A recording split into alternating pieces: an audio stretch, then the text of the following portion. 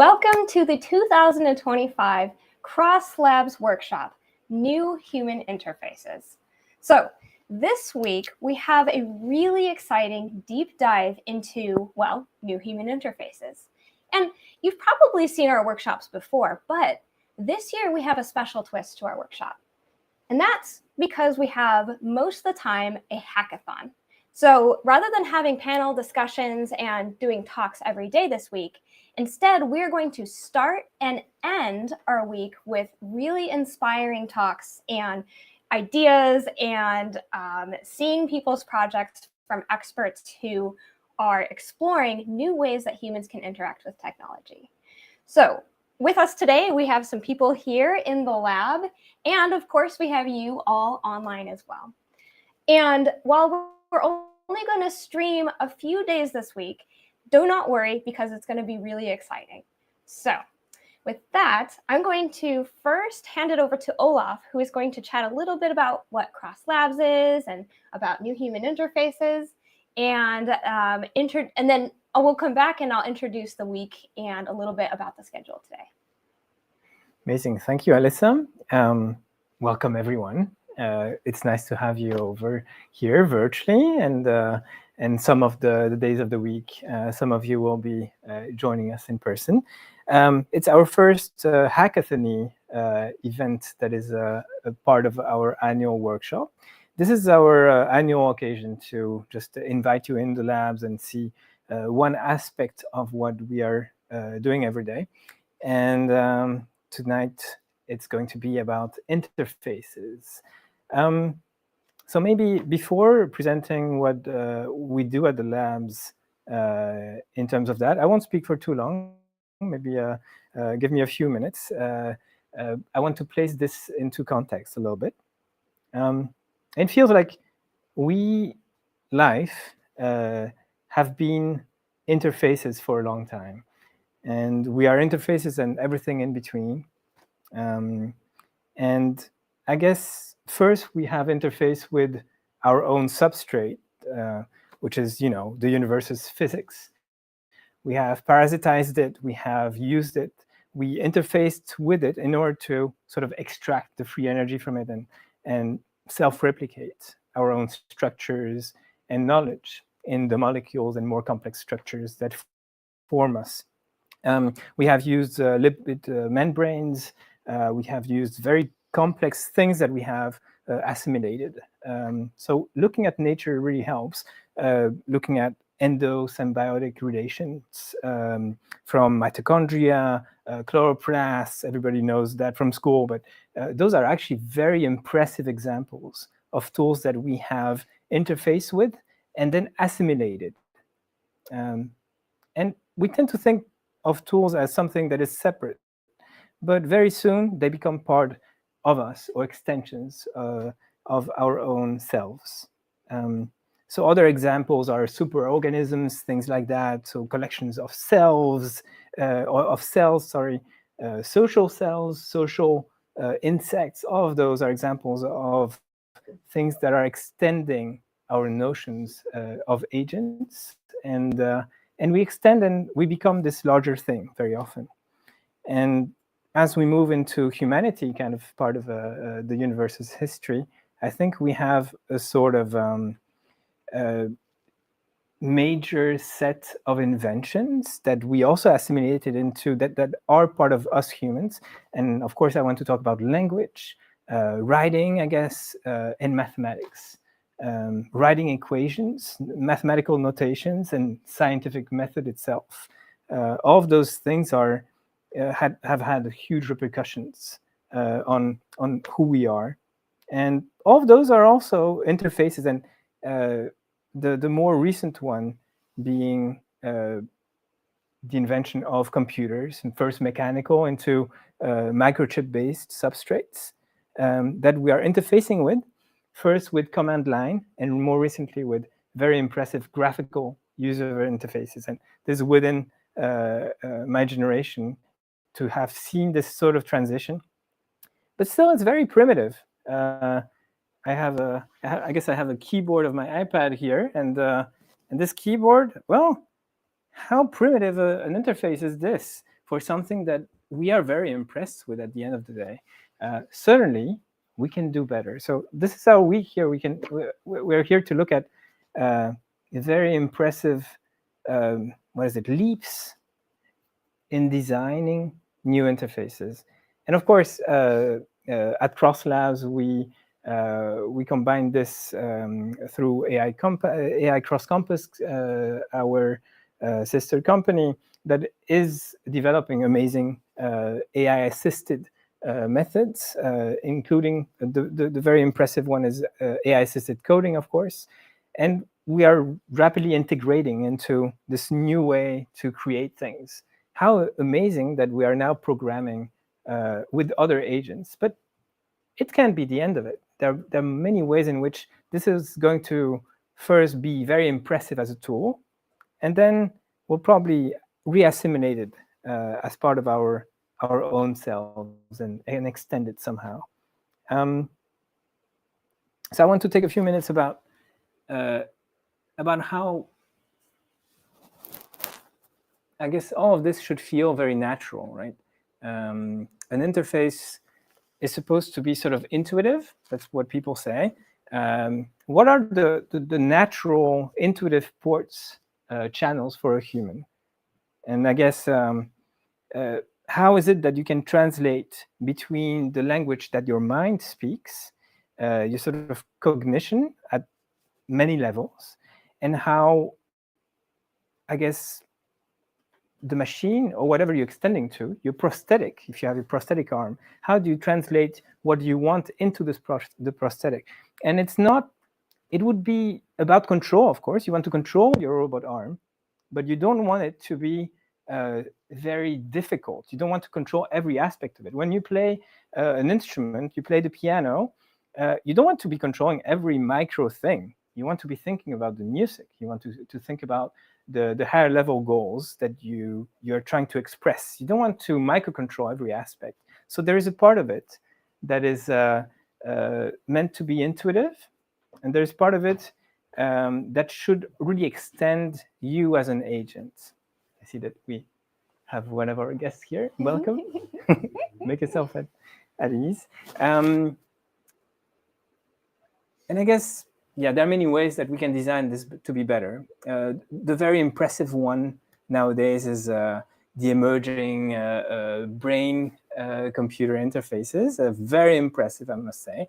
Yeah, I remember just a decade ago or two, we were dreaming of those things. And of course, the EEG wasn't able to capture things, but now with implants, we can do very impressive controlling a computer. And yet, it's still very limiting, and we are facing a lot of challenges in terms of fluidity, maybe in terms of something that would capture your intentions, latency, calibration is a huge problem. So it's even worse with things like EEG, but we're trying to have exactly the right gap in time also, so that it feels very natural for you to interact with the tool. And there's definitely too short. They have definitely ignored whatever you have said or your instructions, and there's too long, and it doesn't feel like you're having a natural interaction. Calibration means that you have to overcome changes in brain waves, changes in signals, encoding. You're constantly working against the kind of flow and against the sort of rejection of your body of something that is foreign to you. Hi, welcome. Hi, thank you. So you're trying to assimilate something and have a sort of cooperative integration of this tool, and this interface is trying to do that. But you're fighting against something that is natural, which is defending your own system. It's really the immune system of your cognitive system on every level of your body that is fighting against this integration. And we have to find a slow way to ease into it. All right, I want to say just a couple more things. Maybe that we care a lot at Cross Labs about avoiding any kind of tool dependency. So we want to define design our interfaces so as to avoid some kind of addiction, and yet we want to integrate with the tool. So it has to be a sort of very symbiotic kind of relationship. And we want to acknowledge that there are many dangers. And the way that, for example, social media have been introduced to humanity have not taken the path of most safe ways or very mindful ways. Also, interfaces should be combining things, and I hope that this week we'll be tackling those very impressive ways to combine many modalities. And am I missing something? Oh, no. So sorry. We do all this like chatting behind the scenes and getting some things sorted. But all right. yes, I was making sure that the interface was not missing some kind of signaling behind the... We have layers of communication here, layers. Right. But yeah, all good. Yeah. All right. I guess I was getting to just my last point about how we are hoping to combine many modalities and many components of cognition. So that means voice, vision, basically every way in and way out of information. If you look at a human being in terms of the flows of information that go in and go out, there are big avenues and there are tiny ones. But the big avenues are not always the ones that you have the most control on. And maybe there are things that are exploitable that we are ignoring, and ways to combine also these avenues together. Maybe not at once, but when we look at some impressive technologies or that are being pitched like Neuralink and so on, I think they can do better about the integration part. And also about how to accept the autonomy of certain tools. A bit like the piano example of the prosthetic arms that I was giving a bit earlier.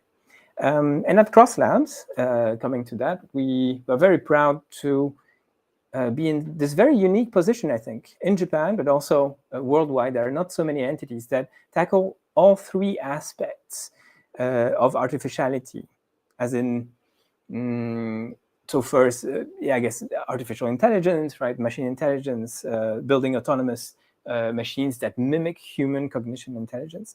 A second one would be creating and integrating artificial life. So tackling different autonomous machinery pieces, algorithms that work on different substrates. So it doesn't have to be biological cells, could be, but re-implementing them maybe.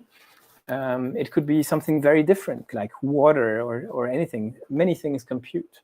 And also the hybridation of all of those. And then the third aspect is experience. And I think that's maybe the most important one this week, is to map it into the human cognitive belief system and emotional system, mapping our own personalities into those tools. It doesn't, of course, we want to design tools that are for everyone, like this phone, so that everyone can use it. But we also want it, we want to have a sort of special relationship with our tools that make them not just tools really, but something that we can eventually integrate with. I think I've said that enough times, but that is the hope. So maybe also in this sort of difficult worldwide context, I'm hoping that the tools that we create, a bit like bureaucracy is supposed to do, or larger entities like the market, the governments, are supposed to self-correct and correct our mistakes, so we can design them so they're mindful and compassionate. And even if we make mistakes, we're maybe rash in our decisions, maybe we make not ideal choices all day long. I hope that those tools, as integrated and extending our cognition, can really correct for those mistakes and really bring out the best of human nature, and I guess the nature of life itself. All right, welcome to the workshop. Many thoughts. Sorry for the mind dump, and but I hope that everybody enjoys this. I'm enjoying it already. Yeah. Thank you for coming. Awesome. Perfectly well said. I don't think I could have said any of that better myself. So like, that's exactly what we're going for.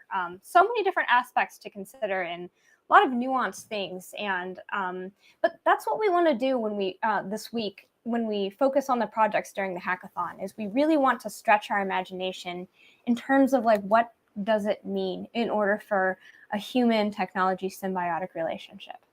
So let's get down to the schedule a little bit, especially like what we're going to talk about today. So, of course, today we have two amazing speakers with us. We have somebody online, and we also have somebody who's with us here in person. And both of these people have been doing some amazing things in terms of exploring what it means in order to like push the boundaries of these interfaces. I mean, like, we kept the topic really broad on purpose because we wanted to include many different aspects. Today, there will be some things talking about movement and drones, and also about gaming as well. So that's what's in store for today. And then on Friday, we also have a couple of panelists who are going to be talking about some other exciting topics as well, such as AGI and also design. So today we have, first, we are going to hear from our two keynote panelists. So we have Joseph Ladelfa, who is with us online, and then in person, we have Jan Zakolski. So we're going to hear from them for about like 15, 20 minutes. It's all very, open. We're not going to stay strict on time or anything like that. But we invite you to listen and pop any questions or comments that you have in a Slido link. So I'm going to share that Slido link in the YouTube chat for everybody who is joining us there. But of course, anybody who's in person can, of course, just raise their hands, and then we'll have a discussion. So after a little bit of that, at 7 o'clock, we are going to take a little bit of a break, and then we'll come back and have a more detailed discussion, and then we can go as long as we want, but we're not going to stream the discussion part. So for all of the online participants who are watching right now, be sure to check out the Google Meet link that we're going to share for our unstreamed, more private discussion. All right. So with that, we are going to pivot to our two keynote speakers. First is going to be Joseph. So I also want to say that we first met Joseph last year at the Artificial Life Conference in 2024, and we learned about his really cool projects and the work that he does with design and the way that we interact with different things. And we thought he would be super fun to have for this workshop, because he really pushes the boundaries of what it means for us to actually physically interact with things. And I think you're all going to be really excited to hear about what he has to say. So with both of these talks and discussions, our hope is that all of the hackathon participants are inspired to see the different ways that you can think outside the box.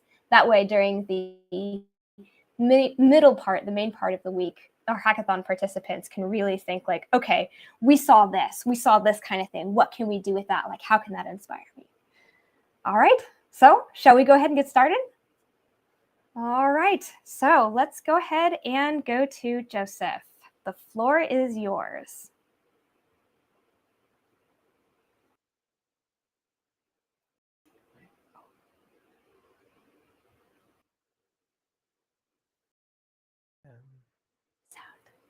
Oops. Hold on. Wait 1 second, Joseph. Joseph, I think we cannot hear you.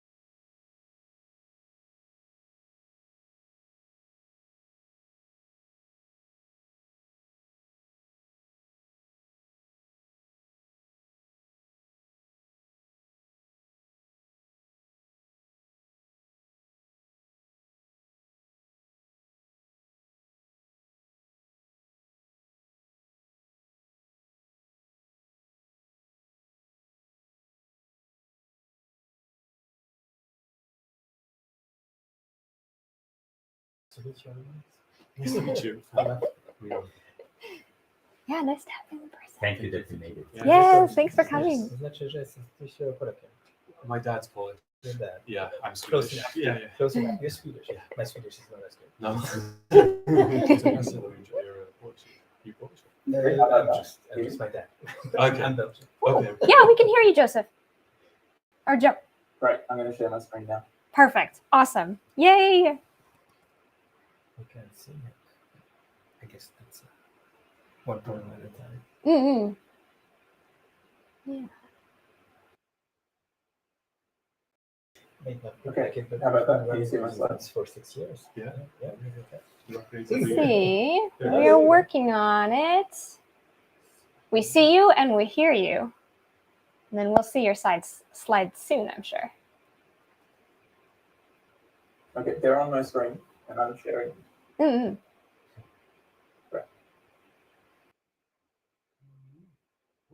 Oh, There we go. they look like they're loading.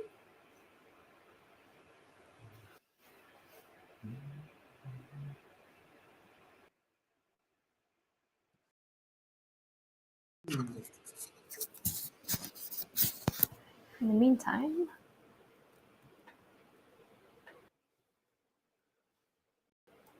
Sorry, are you waiting on me to do something? Because it's on my screen now, my slides. Oh. It looks like I'm sharing. perfect. Yep, now we can see it. Yep, looks good. Okay, great. Yay, perfect. So I get stuck in.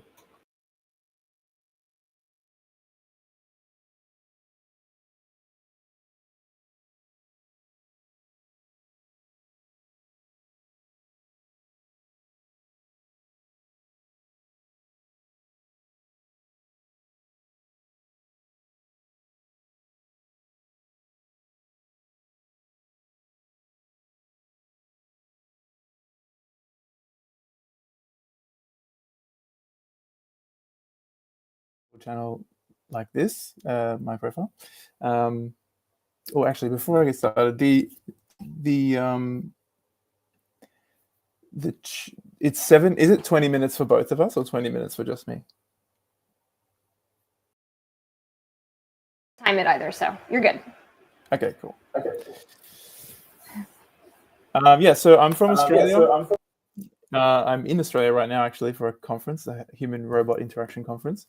But I'm actually based in Sweden, and I did my PhD at the Media Interaction Design lab at KTH, and now I am at the Robotics Perception Learning lab. And so my background is in industrial design. So we were taught in industrial design to make everything like very intuitive and very natural to interface with.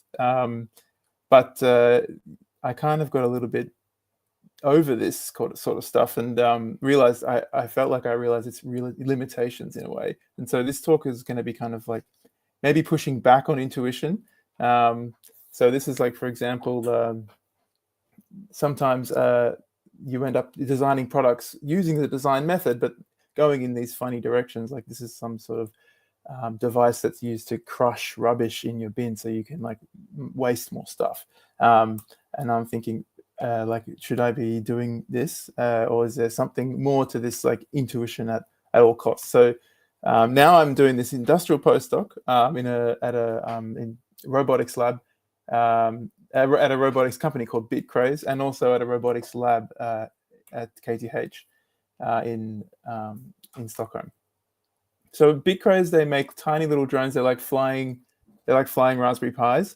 And they have a great support community. And my job there is to kind of open up this community to interaction designers, and not currently they sell a lot to like computer scientists and STEM educators. And so I'll talk a little bit about my work doing this. And yeah, half my time is at this at KTH, at the Robotics Perception and Learning department. Over there, they do this kind of work where the kind of assumptions they make there is like they want the robots to learn the way that humans do things. And the my work is so this is like an example of some of the stuff that they do, and my work is in like a healthy tension with this kind of work, where in this kind of work it's like they kind of find out what the human wants, what their preference is for the robot. But my work tries to put the robot and the human on equal footing, and for the preferences and purpose even of both the robot and the human to emerge from the interaction. So I did a little bit of this slide is irrelevant, and I was at A-Life. 2 weeks before A-Life, I was at University of Copenhagen at the same location presenting this sort of work. And what I was talking about there was my kind of field, which is called research through design. And research through design kind of holds this tension between art versus science. So it's like doing design without a client. You get to ask these questions about how design should be done, like as a discipline. You get to kind of step back and think about if all this new technology is coming out, how is that going to change the design methods and design practice? So you just think about like graphic design before the Adobe suite or something like this. The technology changes the process. And so lately I've been seeing these kind of really nice parallels between research through design and artificial life.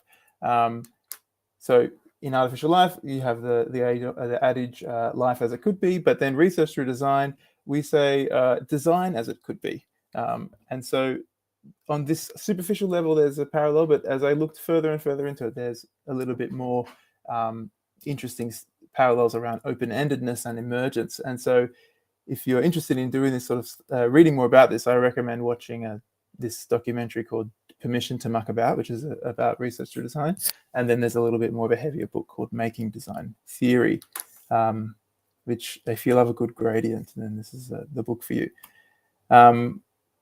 So I'm going to now move on to like an example of this sort of work that highlights these parallels. And it's from my PhD thesis. It's called How to Train Your Drone. And so I'll explain how the system works, and then I'll explain the significance of what's happening. Basically, you take a drone from the charger, you have these hand sensors you place on, and then you launch a drone in the air. It's installed in a house, like in a lounge room.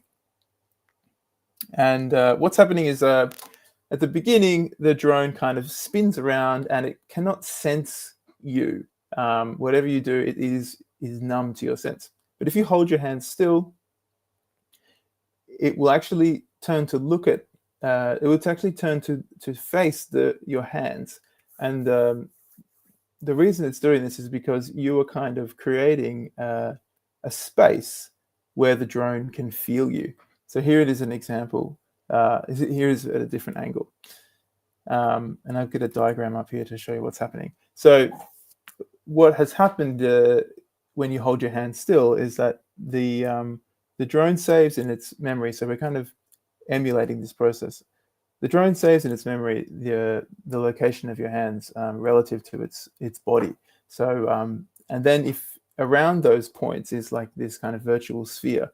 And if you keep your hands within that sphere and move your hands, like displace your hands from the center of those spheres, the drone will try and move itself so that those red dots are as close as possible to your hands. And this is kind of emulating the idea of the drone, you creating a volume in space where the drone can sense you. And it's kind of analogous to like not being able to see, and then somebody opens up a small circle in the bottom right-hand corner of your field of view. And this is how you sense the world, just through this small portal. This is what's happening here, but in 3 dimensions. And so now you see me or someone who looks suspiciously like me moving it around, and they're paying close attention to staying within those spheres, and then they rip their hands out of those 2 spheres, and the drone goes back to being insensitive to my hands. And so we put this in a house for a month, and people started to build up lots of different spots around the drone, and that kind of turned into a shape of its own, like a kind of a morphology. So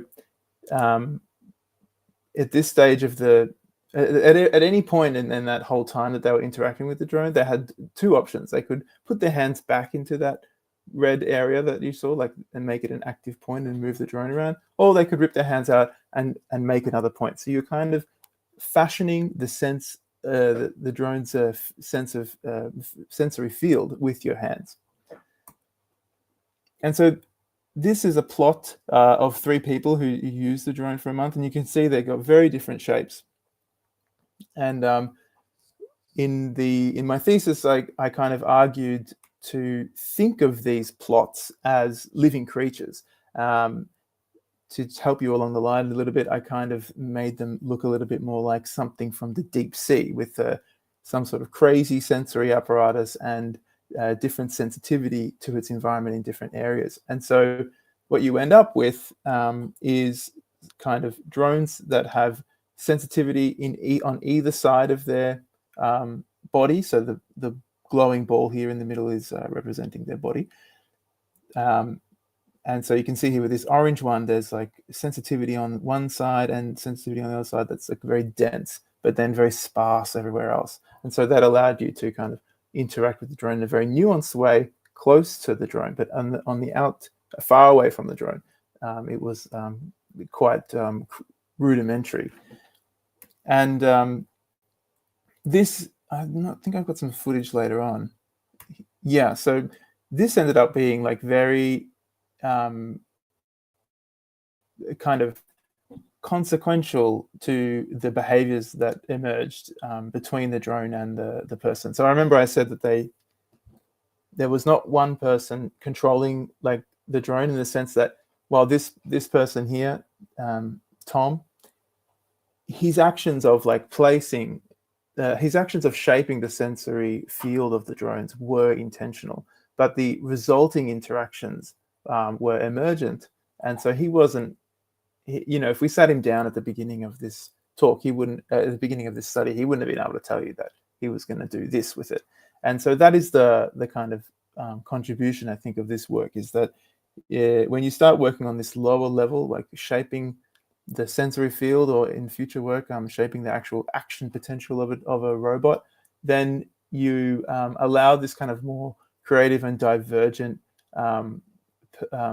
like practice. But no, it's not like using, it's almost like designing through use. You allow the user to shape the drone, and it's watch its purpose evolve. So this guy had like kind of fused his yoga move, like his morning yoga, in with the drone, and was kind of challenging himself to interact with the drone in different ways. Yeah, and so this book, so in my thesis, I took a lot of inspiration from How the Body Shapes the Way We Think by Rolf Pfeiffer and Josh Bongard, and this book was very nice for like giving this kind of very open-ended process that could kind of go anywhere, a little bit more structure when you try to relate it on like a more theoretical level. And yeah, it's not like I put these books on equal footing. It's just I was really like more inspired by one and the other. And maybe you can see, you might see similarities between Josh Bongard's block pusher and the shape, because with the block pusher, the shape of the agent kind of determines how it can act. And what I'm proposing here is this kind of, instead of this evolutionary process being kind of confined to some fitness function, you invite the user in, or you invite the designer in, or the line is blurred now, to kind of let their intuition be a kind of a fitness function, which would mean that you get a lot of suboptimal solutions, but also a lot of richness and interestingness in the evolving shapes and interactions that come from them. So yeah, like I said before, I meant robotics as perception and learning, and they have this kind of notion of like, find the optimal design, or like this needs to be natural and intuitive. It's got to work out of the box. And I think that when you do research in this area, research through design, you kind of have this slightly different idea where it's like, yes, it should be, intuition is good and natural is good, but and symbiosis is good, and this is all lovely stuff, but you got to kind of work for that. It doesn't actually come for free, and it requires a kind of correlation with the environment that you're in and the other people that you're with in that environment, and the machine that you are using. So my work kind of acknowledges that there is work to be done there to achieve a kind of intuition with a machine, especially something that can be autonomous. And I try to make that work kind of enjoyable and meaningful, and not a kind of burden or frustration. And so what I'm going to do now is talk a little bit about that to end this talk in a kind of a more I guess lighthearted way. So what we've got here is this. We've got here this sticker, a label on the side of the coffee machine at RPL, Robotics Perception and Learning, and it says, no touchy, settings optimized by connoisseurs. And I look at this every morning, and it's like ended up being like a real driver of my research of late, because the tensions between optimization and connoisseurs is like is really quite interesting. So I think it's almost poetic. It's artistic. I think it should be in the Louvre. It's poetry, it's art. But the reason why I love it so much is because the reason why I love this tension is because we have on one side this kind of practice of converging to a solution, like a problem, solution to a problem that is better than all others for some given metric. And then on the other hand is the practice of exploring new experiences with no end goal in mind.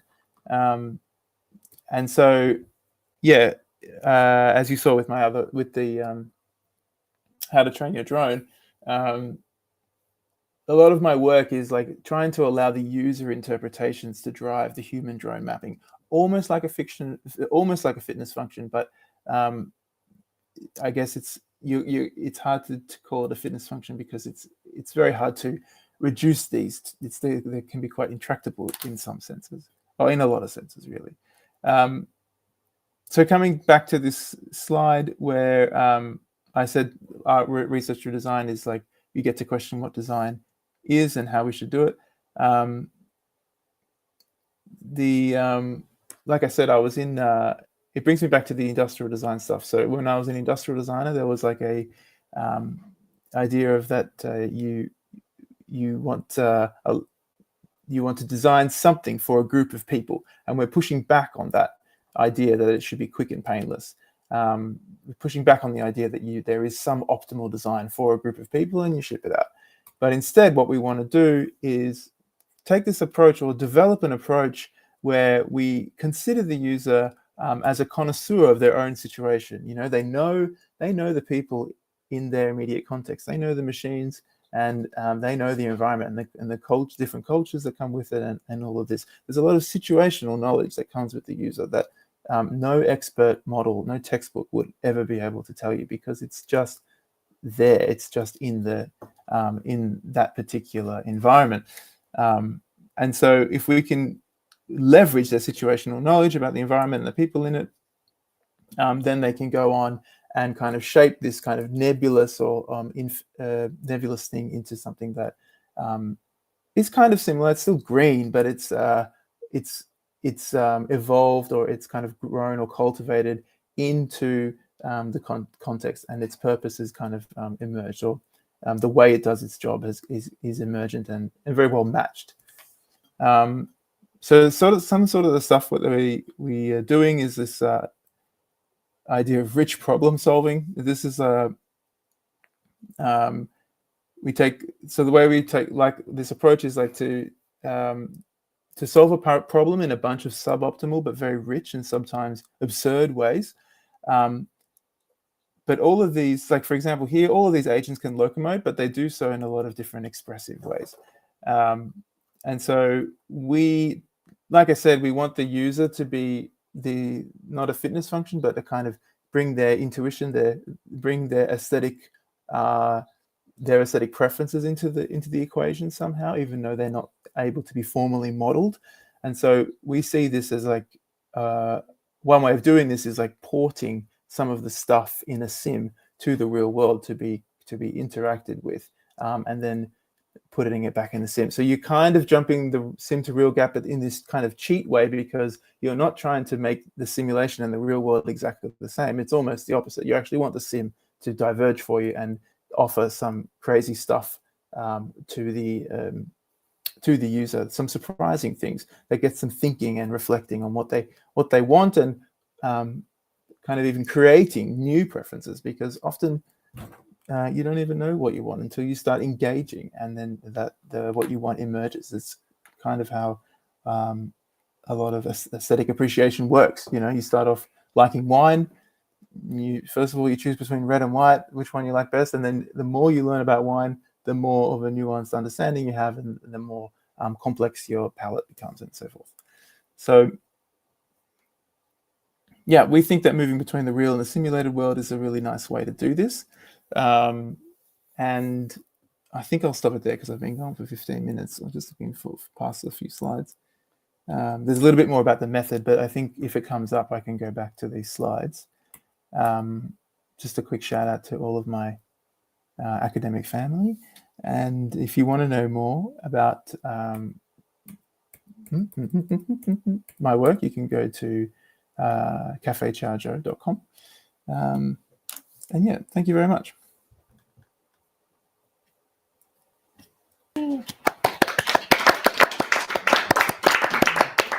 Awesome. Thank you so much, Joe. That was amazing. Love seeing all of the different things happening with this project, and I love how honestly. So like I've heard you talk about this project. I think this is the third time. Third time, I think. It gets more interesting every time. I love it. And thank you. Very kind words, and thanks for the opportunity. Of course. Should we do Q&A for this talk, or go on to the next talk and then do Q&A after a break?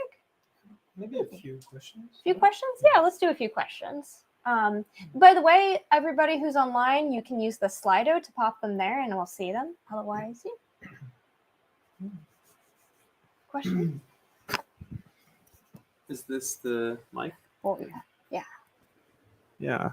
No, thank you for the talk. I was particularly interested by the idea that the people using the tools, or sort of are co-designing or co-evolving. Like there's two selective pressures, one coming from the person who's sort of providing the service or coding the object, and then the other selective pressure comes from the users. And like I guess it says something about like giving more power to the users to sort of shape their own design, or shape the design of the tool. And I think what came to mind initially for me was, like people used to do this a lot with what were they called? Like when PR was first born, there were sort of focus groups. That's the one. Like you would focus group something before and that was like part of your design process.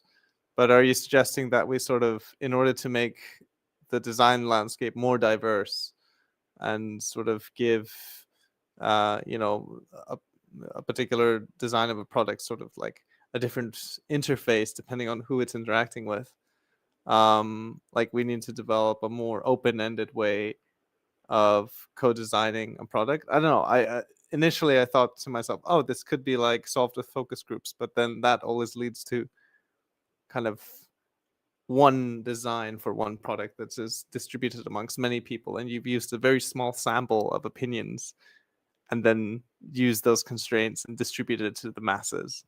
So yeah, I was wondering whether you had any perspectives on like how it was done before with stuff like focus groups, and how that can be adapted maybe to the way we do design now. Yeah, thanks for the question. I didn't catch your name, but what's this? You muted, but yeah. My name is Grisha. Okay, Grisha, cool. Yeah, thanks for the question, Grisha. I think, so open-endedness is a big part of it. And as you struck on you're going in the right direction there with with co-design and participatory design. I think what I'm kind of advocating for is a more like granular or continuous approach where we're getting to this getting to the stage where things are getting more personalized, so to speak. And the role of the designer is shifting, I think, away from the traditional way of sampling take a sample of the subpopulation and then push something out to people like them. This is why we just recently wrote this, we got a preprint out at the moment where we talk about this, where we take the very I guess popular double diamond approach is what it's called, where you kind of, just going to draw on this piece of paper here. You have these two problem and then a solution, and you start here and then you end here. And then, so I don't know if you can see this with the camera, but it's this. Oh, it's because it's blurred, but you can kind of see, you can pretend that you've lost your glasses.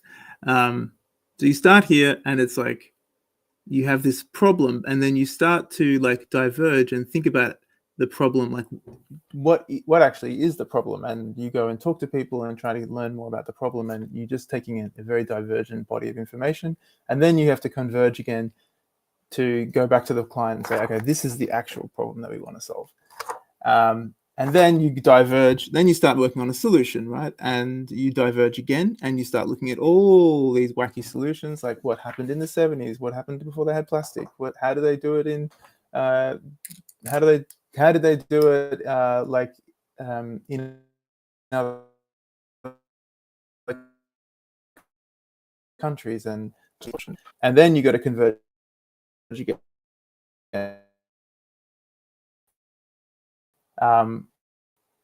This very basic approach and core part of the design process, I'm trying to push into the hands of the user, because I think a lot of anthropological studies have shown that people just do this anyway. They don't necessarily need a design degree to be able to do this. I mean, of course, a design degree puts you in a certain position and it gets you into a frame of mind where you are doing this more often and you get a little bit more skilled at doing this for other people. But I mean, you just have to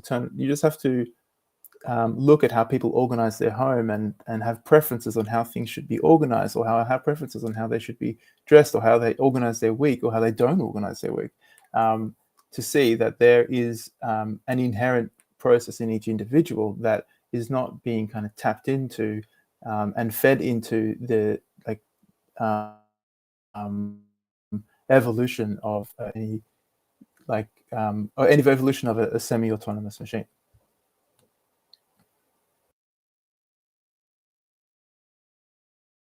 Interesting, because it's very just focused on what do people do naturally, and let's design things based off of what people are. Let's pay more attention to people and how they're using things, which I really appreciate.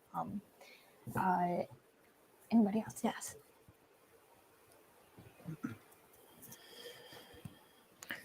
Thanks for a very nice nice presentation there. I like the examples. I love the drones.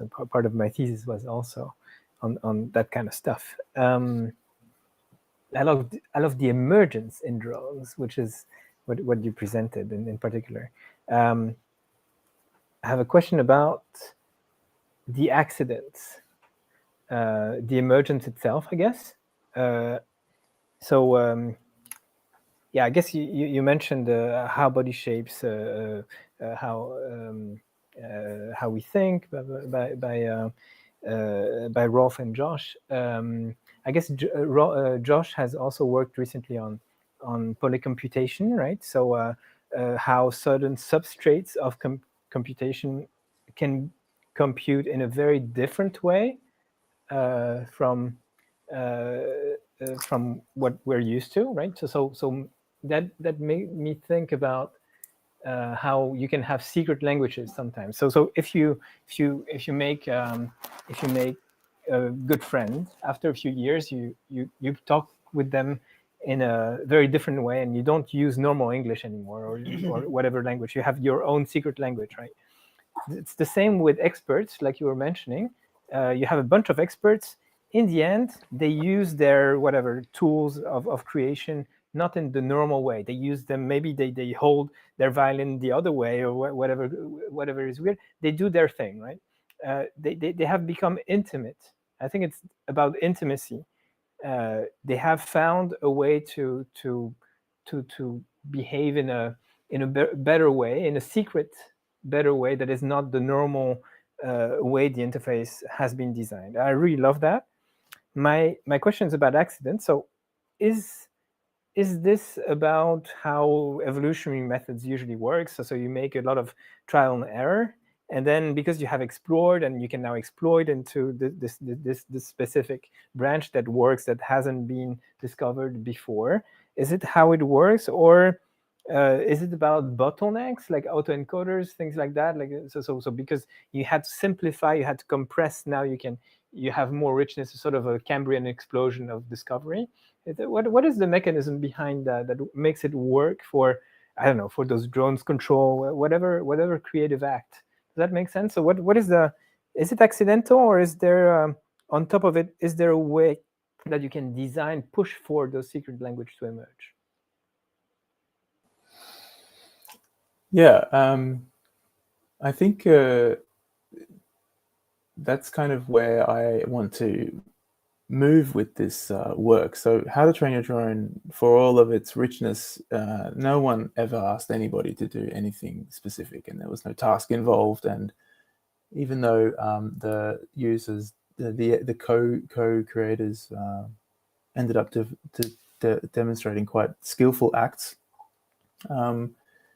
trying to shape these sorts of things and push them in a certain way, I think kind of has to be done very delicately, or at least I'm wondering if there is other ways to kind of slice this. So like having something that is task-based, but changing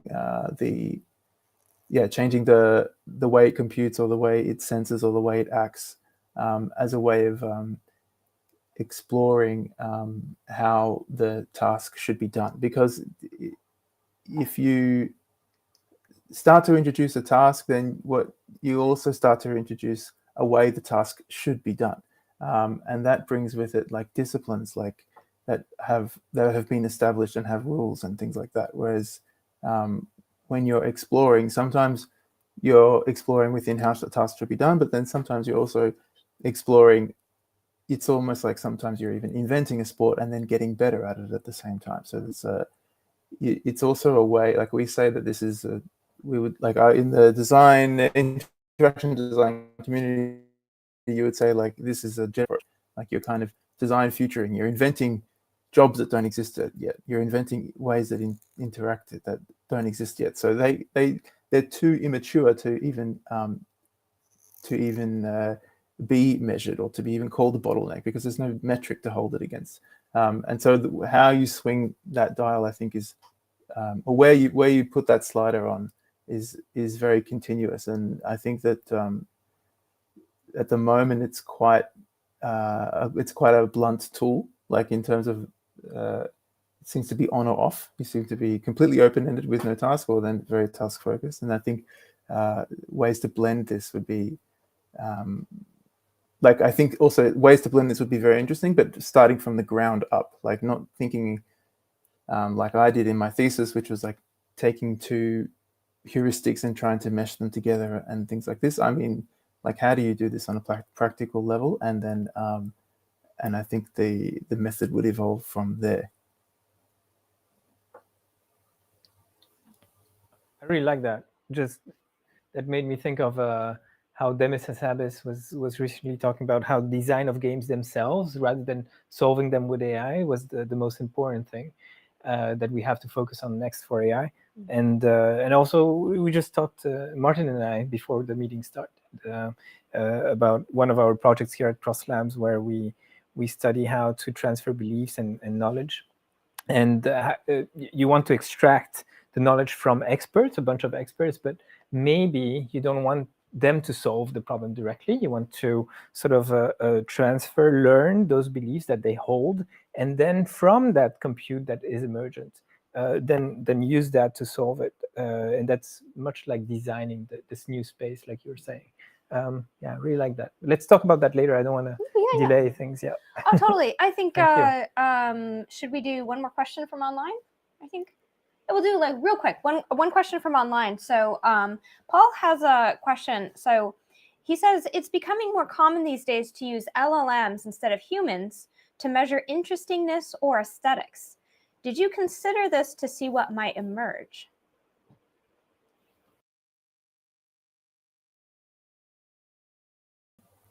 So this project is, the short answer is no, because this project is 7 years old and no, 6 years old, and I didn't. It was kind of just before this AI summer that we're in. I'd like to see these studies and like the kind of the way that a LLM measures interestingness and aesthetics and things like this, because to me, the aesthetics and I guess by extension interestingness, it is like an explicitly embodied practice. Like Olaf was talking about like playing the piano and being able to play the piano such that you can only concentrate on the music. But there are, on top of the many years of piano lessons and practice, there's actually just many years of figuring out how to be in your body and what it is like to have flow in your fingers, like outside of a piano. And so all of this work on embodied cognition and this sort of stuff speaks to this. So when I think of an LLM like talking about aesthetics, I want to pull that thread as far as I can until you get to the point where they're talking about their lived experience, and that's very interesting because it really stretches the notion of what a body is. I mean, they are a physical entity, but like how they are perceiving and acting in the world is like completely foreign to us. And so whether or not you can even call it acting, I'm not sure. But keen to see this sort of stuff and trace it all the way back, all the way down, so to speak, to this kind of embodied grounding. Does that make sense? Yeah, very interesting. Because we can also continue the discussion afterwards as well. So I think next we are going to hear from Jan and see your exciting projects and some of the things that you've been doing for these interactions. So I'm going to share his slides from my computer. So let me go ahead and pull these up real quick here.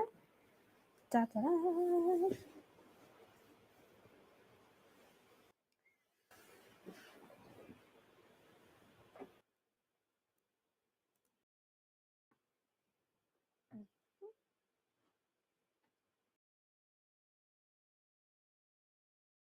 All right. And yeah, you just let me know when to go to the next slide. Yeah, sure. Perfect. Wait. I wanted to say real quick how Yeah. we met you because it was Yeah, fun. So actually it was super random. Probably fate or something. So Mari was at the city office, the ward office? Yeah. The ward office here in Kyoto. And actually they were standing in line next to each other. Yeah. And they just started chatting, and I guess they got on the topic of We were in two lines beside each other, but after a while we noticed we are in the same line together. That's right. Amazing.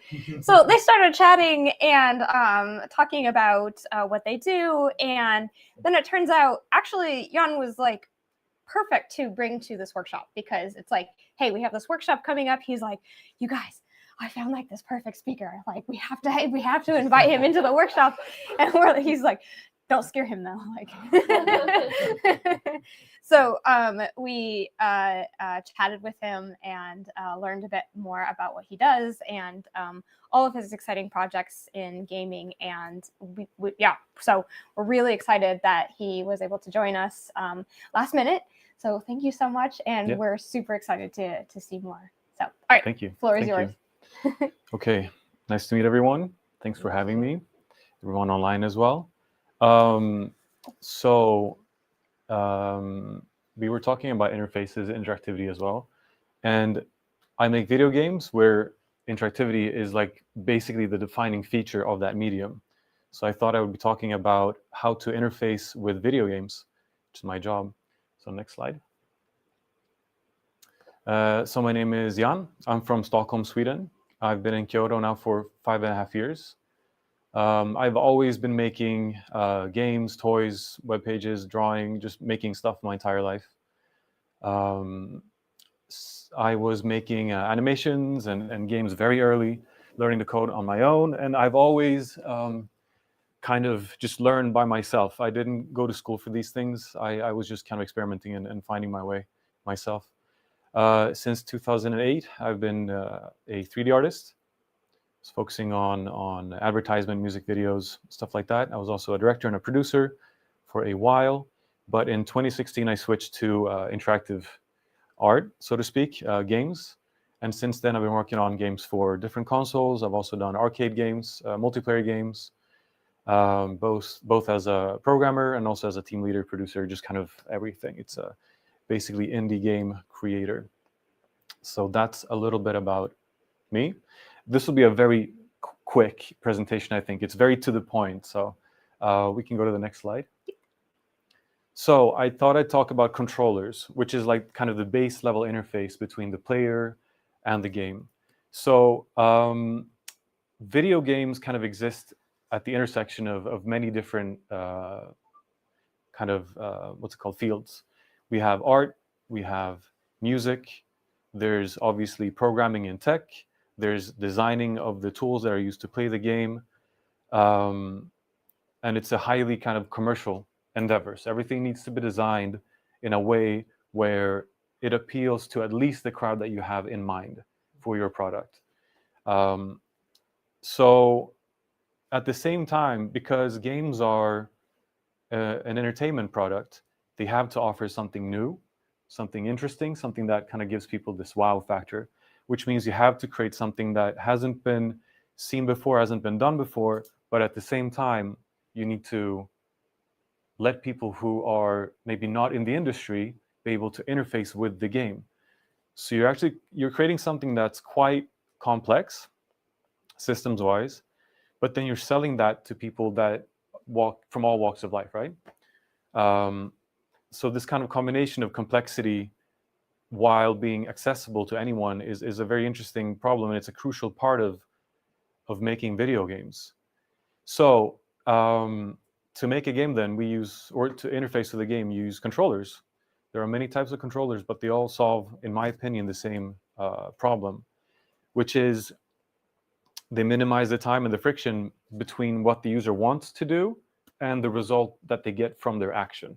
So they have an intent, they perform an action, hopefully intuitively, and they get a response that they expect or that aligns with their action. And a controller's, in my opinion, only purpose is to reduce that friction as much as possible. In an ideal world, it should be completely intuitive and frictionless. So I thought I would very briefly talk about some different categories of controllers. Is it possible to turn down the projector just a little bit? Yeah, it's kind of hard to see, isn't it? Let's see if we can. I see it all right on me. There's a bit of text cut off at the top. Yeah, where's the button here? Oh, here it is. Perfect. Mm-hmm.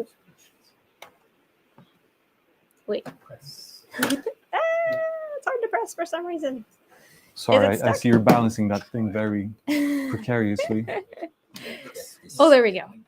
Oh, perfect.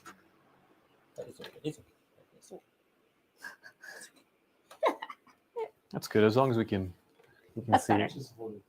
Yeah, exactly. Oh, there we go. So when designing a game or interface, how to interface with a game, or any creative problem really, I like to first think freely, just kind of approach the problem myself, think what can I come up with, what just comes to mind, just have a purely creative exercise, and then look at, kind of map out what's already there. So if I am looking at monster design, for example, or level design, or cutscenes, or whatever it is, I first think creatively, and then I put my idea relatively to this kind of, I chart how other people do it. So I was hoping that by charting out some controller types, which is the only kind of thing I'll be doing in this presentation, it could help some people, including myself, to kind of put their own interaction methods in relation to other concepts. These are very kind of rough categories. There's a lot of leeway, but I think in general there's a few categories. And the first one is the most obvious one, I'd say. It's your generic kind of controller, the Xbox controller, PlayStation, Switch has it as well. And it's a controller that where the pros are that once you've learned this controller, you can interface with anything. You don't have to learn new controllers, new methods of interfacing. It's like you learn it once, you use it everywhere. And the more you use it, the more natural it becomes. So even though it's a very kind of abstract shape, it doesn't really look like anything else. Once it's in your hands and you're using it subconsciously, you're clicking buttons, you're using the interface without thinking, and becomes an extension of your own body. And achieving that is much easier with the generic controller because you use them all the time, simply put, and they're kind of balanced to be used for a lot of different things. Another pro is that obviously once you buy one, you have one, which means that there are a lot of people that own them. So if you're designing a product with these specific controllers in mind, you have a huge user base that you can already approach. I've even seen tank controls switching to using Xbox controllers. So you could drive tanks with a regular game controller, which is easy for someone who's played Battlefield or these war games when they were teenagers, and now they can drive a tank, which is incredible. So it's a lot more accessible. But obviously, because it's been kind of established at this point, it kind of forces the designer to conform to this layout. I only have 4 buttons, really.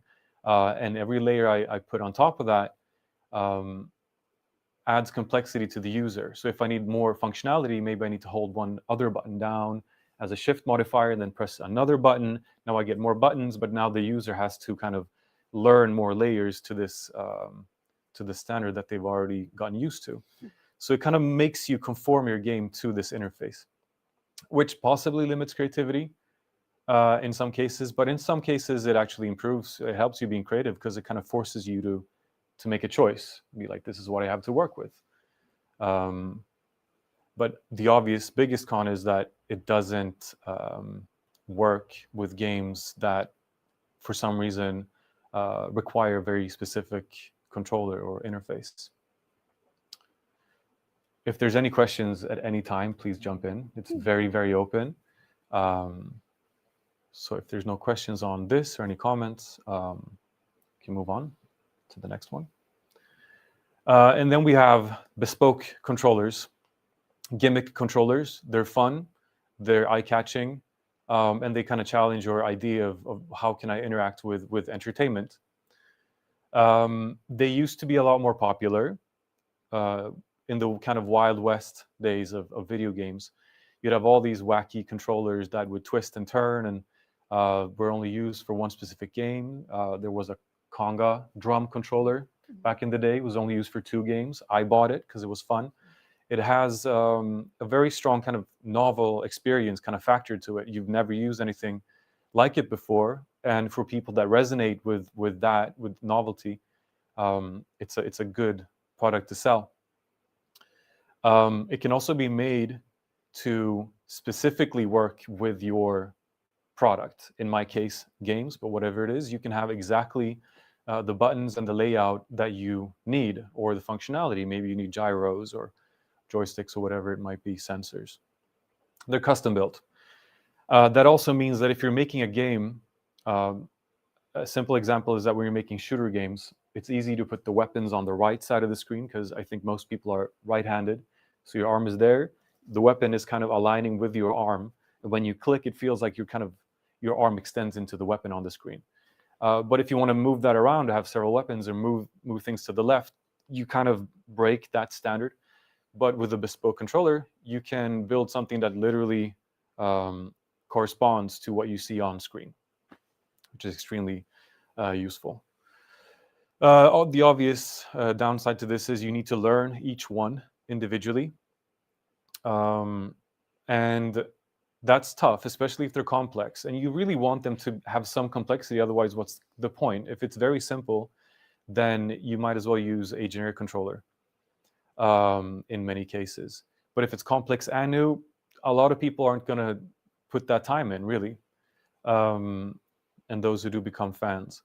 And then obviously it's very expensive. It takes time to make these things, and you're kind of gambling that people are going to think this is fun, interesting, and worth their time, rather than just playing a game with the controller that they already know. Yeah, and they're made for a specific game, obviously. So next slide. Then we have a category of controllers that I call simulation controllers, and they emulate a familiar tool that we already know. Something that was very popular a while ago were the Guitar Hero games, where everybody knows what a guitar is, they know how they function. And it really reduces the time you need to learn this tool. So compared to a bespoke controller that might be completely unique in every way, you already kind of know how to use, well, you know the concepts of using a gun or using a wheel to drive a car or a plane, or the top left one is fun. It's a fishing rod, or it's a, I don't know what it's called when you do this, but yeah, it's for fishing. And the cool thing is that they're quite complex, but because it's already familiar to the user, you're skipping so much of the learning for the user, and you get to kind of shortcut the way to the end result. It's also more natural for people to use. It makes sense immediately, but they're also only made for that. You're not going to use a light gun for a fishing game. Like, it doesn't make any sense. So you need to carefully pair your interface with the actual product that you've made. So pros and cons, it's very efficient, but very specific as well. And then from a commercial perspective, you need to buy these things and have them at home. And if they're only used for a couple games, there's no kind of, it's hard to justify having these at home. And that's why they gradually moved into the arcade and became more kind of premium entertainment experiences. Yeah, next slide. One type of controller that has gained a lot of kind of momentum in the past 10 years or so are controllers that are made to play games that everybody plays, but haven't been accessible to certain people until this point. So this is quite different from other types of controllers in the way that you're making an interface for the interface in a way. You're making a controller to translate the other actions into the same type of inputs that you would use in the original game. And it's a quite interesting problem to solve, because all of these, all the players that use these controllers have different needs. So you need to find something that kind of fits as many people as possible while catering to very, very specific needs. But those players are also very unique. They have a unique position, a unique perspective, and different sensibilities. Other things are going to be more important to them than most players. And those perspectives can be very useful for the people making the game or the product. They're also obviously useful because they just kind of bring more people in and make these games accessible to people that kind of want to interact with these systems, but just can't because they don't have the tools or the capabilities to do that. And a lot of people describe games as kind of their way to explore, to have experiences, to meet people, to talk to people. And it's a very, it hits other points than other categories of gamers. The obvious drawback, if you can call it that, is that it's a bigger hassle and a smaller consumer group. So you need to spend a lot of time designing them and testing them, producing them, and at the end of the day, there's not going to be as many people buying them. So it's still worthwhile, obviously, but it needs to kind of happen in its own space. And then for the user itself, or themselves, they have to map and customize their controller to fit their very specific needs. But it's a very interesting category of controllers, I think. Next slide. We have trackers, which is, I think, kind of in line with some of the stuff in the previous presentation. In my opinion, you can pretty much convert anything to data, and you can use data for any sort of input. And tracking the human body or the face or whatever is just numbers in the end, and you can use those to interface with games. So obviously we have VR headsets, we've got full body trackers, we've got face trackers these days as well. And they're unique in the way that your body becomes a controller. You are the interface, which presents different challenges. It's not really about the tool that you're using anymore, at least not to the same degree, but you need to learn how to use your own body as the controller. And that's still a bit of a hurdle. You need to learn certain movements. You need to understand kind of the back and forth with the application. And you need to get used to the fact that it's not going to be as accurate as a controller. We got very, very high accuracy. You're not going to be able to touch things in the same way, and you're not going to get the same kind of tactile feedback that you might get from a controller. And then there's the fact that not everybody can use these, either for physical reasons or because they just don't have the space to actually use them. So you're, again, it's a very kind of limiting tool to use if your goal is to reach as many people as possible. It is also arguably the most immersive interface type, I'd say, because there's something about, it's like looking yourself in the mirror. Like you can see yourself doing something and then immediately getting some sort of feedback. Like I moved and something reacted to my movement. I touched something. I was dancing. I got a point. Like I actually am inside of this space, and that is very unique compared to all the other interfaces. It's just a lot more hassle to set it up, but it really doesn't compare, or other controls don't compare to what you can achieve with these kinds of controllers. Yeah, next slide. This one seems obvious at this point, but it wasn't always. There was a time when there were no touchscreens, I'm sure we all remember, and people were kind of trying to design tools that would fit everything. The BlackBerry comes to mind. It had a bazillion keys, and touch panels kind of helped the industry to kind of start over and just clean slate and design a new interaction language. So you can, obviously with a 2D interface, if it has a screen, you can design any interface within the scope of that device. And that's continuously being explored. There's single tap, and then there's a double tap, and you can scroll and drag. Like this language is still being explored. And the more that gets explored, the more detailed and sophisticated interfaces you can make. Everybody has a phone, a touch screen, an iPad, something like that. It's very accessible if you want to reach a lot of people. Everybody knows how to use them. They're very, very intuitive. And you can bring them anywhere. They're flat. They're easy to slot in anywhere. They make sense. They can be mounted on the walls. They're just they're very easy to install and use. The obvious drawbacks are that it's just a screen. You're not actually interacting with a physical object. It doesn't have the same tactile feel to it. There's vibrations and reactions and motors inside of the device, but you're always really just interacting with a flat surface, which it's a matter of taste. These days, there's a lot of mobile games that do things you were used to do with only controllers. There's touch joysticks and buttons and all different gyros. It's getting better.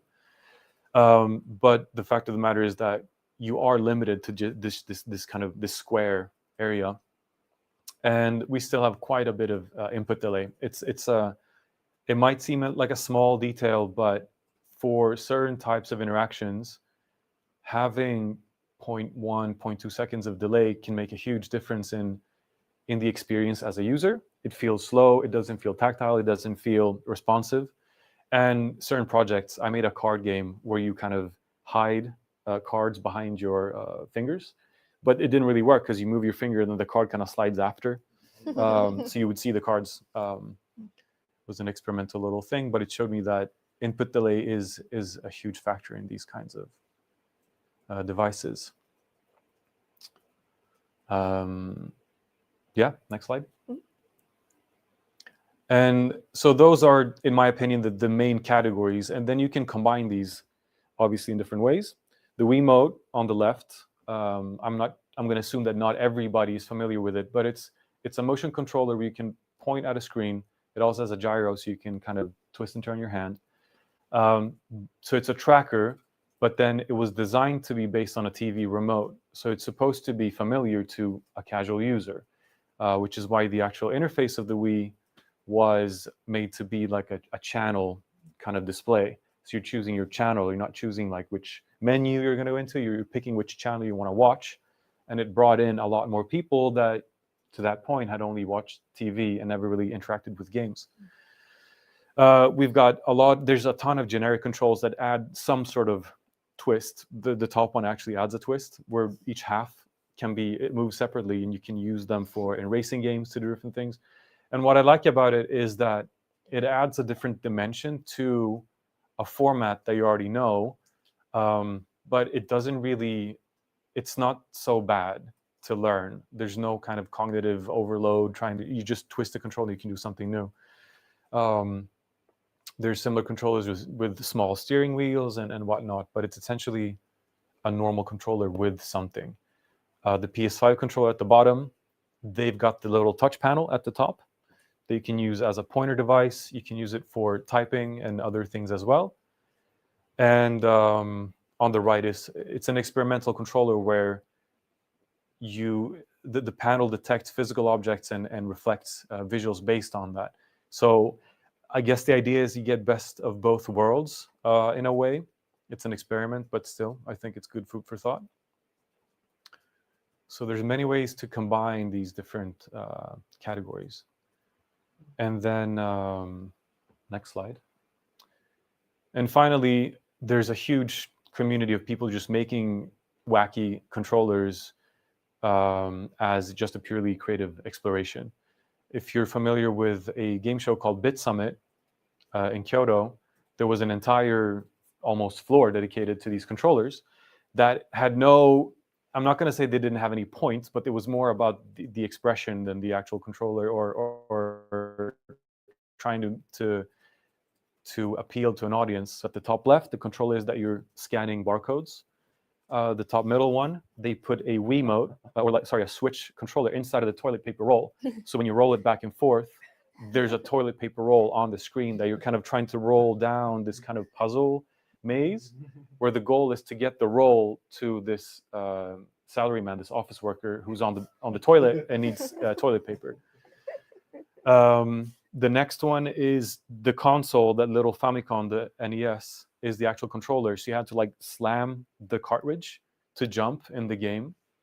So they turned the console itself into the interface.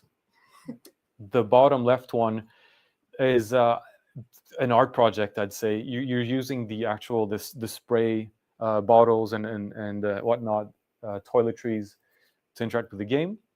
The middle one, you're kind of sloshing brandy in a glass, and it detects the movement of the little roll there in the glass, so you can pretend to be sloshing brandy in a glass. And the bottom right one is a foot, and you're moving a foot through a 3D space. So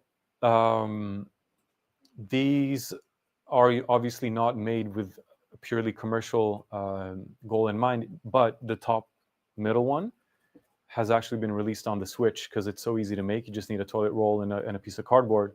So you can buy that and actually play that and just kind of do something completely unique. And I think that's cool. There needs to be that as well. Did you make it? No, I didn't make these. But if you get the chance to go to Bit Summit, there's a insane amount of cool interactions and controllers. When does it happen in the year? What month? It's in summer. Summer. Yeah, June, May, Ooh, June, something like okay. that. Yeah, pretty soon. Good to know. So yeah, keep an eye out. Yeah, absolutely. Cool. And then there's only one slide left, which is when designing your interface. And I'm talking to myself. I'm also talking to anyone who's, I don't know, the hackathon, if people are planning on making interfaces. But where do you want to position yourself relative to these categories? You need to kind of ask yourself, what level of complexity am I okay with? Can we simplify things? Or does that add complexity in itself? Because the user needs to learn more things. Can we use an interface that's already familiar to the user to shorten the amount of time that they need to learn to interact with the game? Is accuracy important? How much does it cost to make? How much does it cost to buy? How many people already have this controller, or how many people would potentially buy this controller? And is it fun to use? And I think this is huge, because if it's not enjoyable, like anything, you're gradually going to get sick of it. You're not going to enjoy it. Even the most basic action needs to be enjoyable. The classic example in game design is Mario's jump. Just jumping, just running and jumping on a flat surface feels good, and it needs to feel good. And then you build on that. So you need to make sure that at the very base level, it has to be somewhat enjoyable to use. Or you can throw all that out the window and just be like, I'm going to make something completely new and just explore in a completely different direction and not really care about all the other things. But I think for myself, when solving creative issues, I always find it useful to kind of position myself, like I said before, on this kind of chart of where am I, what do I want to achieve. So yeah, I hope that is useful or interesting, hopefully, to someone. Final slide is, thank you very much. It's my email. If anybody wants to get in touch and talk about video games or controllers or anything really, level design, playing drums, anything. Yeah, that's it. Thank you. Amazing. I especially hearing about all these different kinds of controllers and then seeing these new ones in context of like, okay, these are the different types that, to me, I just started thinking about, well, anything can be a controller. Like, Yeah. how can you turn anything into a controller? Yeah. And like, what sort of, I guess, like frontiers that it seems like a huge unexplored frontier, which is really cool. Yeah. Anything can be a controller. There's so many sensors and things these days that I've seen people plugging in a like a touch sensor or I can't remember what the name is, but they plug it into a banana, and then you tap the banana and you get an impulse, and that you can use that impulse to do something, right? Oh my God. So you can really do anything, at least when we're talking about like in the physical realm, we can turn anything into a controller. The question is like, why and what do you want to achieve? Is it for industrial use? Who's the user? What are their previous experiences? And so on. So yeah, it's a really interesting aspect of in this case, making video games. Amazing. Because you guys were talking about controllers earlier today, actually. Yeah, I guess. Yeah, there's a couple of. We were talking about how impressive the new PlayStation 5 haptics is. Yeah. And how like haptics is sort of now being pushed to a level where game studios they don't even have departments yet that have enough like knowledge about how to transform all of these signals. Like, what does it feel like to hit a piece of wood with a hammer? Yeah. Or what if that was a piece of metal instead? Or what if, and now we have just such fine-grained motor control within those controllers that it's, I guess, in my mind, you mentioned earlier sort of feedback is important, and one of the drawbacks of VR or trackers is that when you push a button in the virtual world, you don't get that tactile feedback, and that's not satisfying. So having something, you know, in your hands that gives you that feedback is. Yeah. And so, yeah, I guess sort of where do you see haptics, you know, in controllers that are either embedded in like classical devices that people recognize, or maybe Yeah. some other, you know, now I guess Sony has shown the world it's like you can have very, very fine control over what you can trick people into believing is on the surface or inside the controller. Yeah. Yeah, what do you think? Well, the thing is, the video game industry now is way bigger than both music and movies combined. It's by far the biggest entertainment industry in the world. So there's a huge number of people that want to play these games, and the tendency, like with anything, is to kind of simplify and to make things more accessible to a bigger audience. Games used to be very niche, and the people that were into games had a higher tolerance level of what they had to learn to enjoy them. And so the question is always kind of, to me at least, are people going to bother? Is it going to be interesting for them? Is it worth it? Does it add enough value while not adding complexity, pretty much? Because a lot of controllers kind of fall into like gimmick territory. We added something, and just because it's different, but is it good? Does it actually add anything? And I think the PS5 controller is a good example of it actually does add something, because the triggers that you use in a lot of games to fire weapons, for example, are so fine-tuned, and so they can offer resistance that's so detailed that using the same trigger, you can get a different feel and even execute different commands with the same tool. So you don't actually have to add more to the controller. Yeah. I'm not sure if that's actually going to, you know, become a huge thing, but I was glad to see that, because it adds something new without adding complexity. Yeah.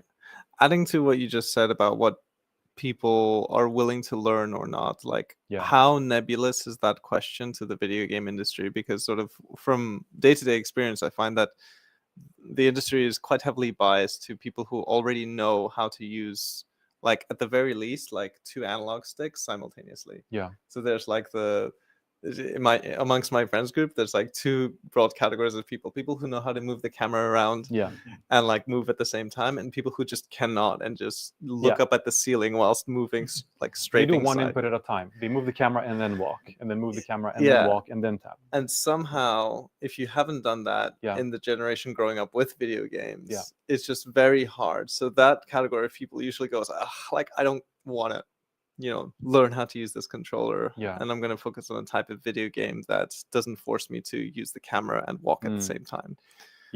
So yeah, what do you think about, like, how clear is the answer to what, like, am I going to be bothered to learn how to use this specific thing? You need to know your user, because there are all types of gamers. If you're making something for the widest possible audience and for kids, you need to keep that in mind. You need to design something that is approachable. Are you designing for beginners? There are certain games, Kirby, for example, was specifically designed for beginners, people that had never played a game before, to be as accessible as possible. And then you know kind of what their tolerance level is. But if you're making a very hardcore game for a very specific user that you know that like you enjoy a specific type of game, maybe rhythm games, for example, there's all kinds of rhythm game controllers, and it's kind of part of the culture. Or if you make a game that's extremely difficult, or, you know, card games, role-playing games, deep games, as long as you can target that specific audience, you design around that problem. But I guess, you end up reinforcing existing sort of modes of interaction, right? By sort of thinking about, you know, the audience members. So where's the balance between like pushing the boundary and getting those audience members to actually think outside of like their own learned habits? And how what's that little delta, the tolerable like push? You mean it in the scope of controllers, like the actual interface, right? Yeah, exactly. So like, say for example, there's an audience that really likes difficult games, and you know, like not Hellblade, what is it, what are those? Dark Souls, there we go. And you add a new thing to that controller that makes it even harder to play that game. how can you predict whether that's going to cause frustration because you've just messed with the Dark Souls format Right. versus, you know, you've made it even more difficult and people are like super enthusiastic, like, oh my god, this game is now impossible. Yeah, I mean, I think it's important to distinguish difficulty and complexity in this specific case, where the difficulty comes from the game and not the actual controller. But I know what you're saying, like when and where can you push the interface itself?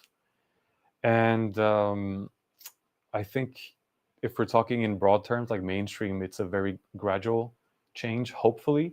But then also as people, we tend to kind of get tired of having the same thing over and over again. And we've kind of ended up in this space now where controllers have been standardized, but hopefully there would be a commercial need for controllers that do something differently. Maybe modular controllers, for example, or just kind of pushing the envelope. Even Nintendo, that have always explored new controllers. Sorry, what's a modular controller? Oh, I mean, just modules, like you build it yourself, maybe attach a part yourself. Oh, right. Just as an example of something that possibly could be, interesting. The toilet roll game is also a game where it's modular in the sense that you can use something you have and then put that into another thing that you have, and you have like a new controller. But it's not as niche anymore, and people generally don't have that tolerance to do that extra work. It's a lot more approachable now. There are people that love these kind of very specific controllers and pushing the boundaries, but if we're talking commercially, that's a much smaller group. I hope that other controllers adapt the PS5 trigger thing because it's very accessible. The new Switch 2 controller has a mode where you can turn it on. It's really small. You can turn on the side, and now it's a mouse, which is forward thinking because now I have a console with a mouse input, but you're taking inspiration from something that already exists. But yeah, as always, it's like experimentation versus commercial expectations, I guess. Are there any other recent examples that you would highlight as like interesting pushes of human interfaces? Controllers. I think that pretty much all of that happens in game centers and arcades, where part of the business model is to have something new, especially in Japan, which is a country that loves new ideas, new forms of entertainment, new products. It's very, very, it changes all the time. And it's a space where the users appreciate that. They want to see new controllers. They want the next new cool thing. So maybe getting inspiration from that area and pulling that in. But I don't know if I mentioned it, but in the bespoke/gimmick controller slide, there used to be more of that, in the 90s and the 80s with crazy controllers. But that kind of disappeared and moved into arcades. So maybe that'll come back around, but right now I don't see it swinging back that hard.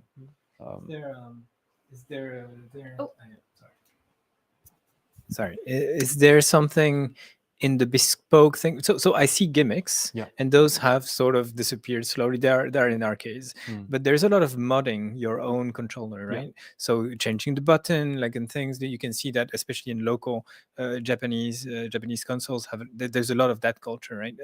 Well, I guess for retro gaming, there's even more. Huge. But even on recent ones, you want different button textures, so small things, even like that feels like that's a bespoke part of the gimmicking. Do you see that? Is that parts of the new designs that are going to come from there, or they come from the other things that feel like accidents again? I mean, if we're talking specifically these kind of tweaks to existing controllers, the way I see it, without thinking about it too much, is that controllers in video games have really been accepted by the general public. It's become like a household thing that you have at home. It used to be that you bought a game and then you had it in the living room in a box, or like it was a separate thing, but they're so mainstream now that there's a culture around having your own custom controllers, your own custom mechanical keyboards with the custom keycaps. You want the D-pad and the joysticks to feel exactly the right way. Some people want joysticks that are taller or shorter. They mod them, they tweak them to their own needs, which I guess that kind of ties into the earlier discussion of adapting the interface to the user, but at the same time it doesn't stray too far from the original design. Right. It is cool though. To me, it's more kind of like, you know, when people customize their cars, that kind of thing. You're customizing it to make it yours. Right. I really like that. It's and both speakers talked about this today, right? The what is it? Having something that is a bottleneck, right? A funnel that constrains you and that creates more creativity. And you said Yeah. it too. It feels like by being very limited. I'm thinking of those. Is it like it's the NES system, right? Like the ones that were used for Tetris. Now they use those gloves, Right. And a new way to handle the same thing.